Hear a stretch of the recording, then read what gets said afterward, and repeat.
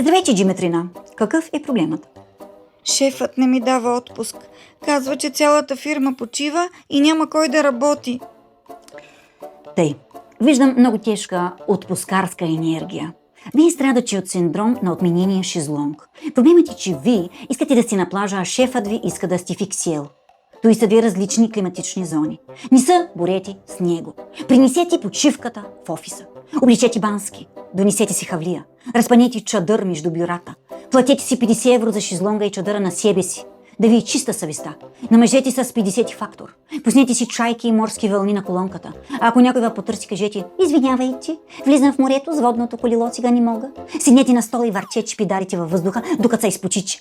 Правете го на затворен прозорец, ей тъй да усетите жегата. Изиграйте продавач на гевреци и се провикнете: Геврейшън, витаминейшън, оригиналейшън, Sony PlayStation, лек за червата, центровка за далака, изяж гевреко, завърти кючеко, като автоматична пералня беко.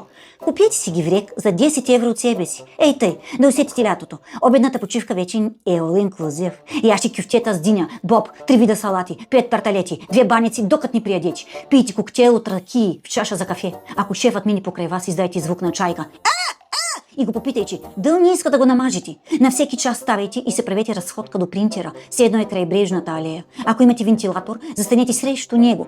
Затворете очи и кажете: много духа днеска, бе. Организирайте детска анимация. Гримирайте се като клоун и точно в 3 часа започнете мини диско. Пуснете си гръцко и щупете малко чинии. Ей, тъй с кеф. В 4 часа водна гимнастика. Напълнете един леген. Стъпете вътре и плацикайте. В 5 часа избор на мис счетоводство. До края на деня или шефа ще ва пусне в отпуск, или ще затвори офиса за дезинфекция. 100 евро на посттерминала. Ми платече. Благодаря ви. Добре, че сте вие.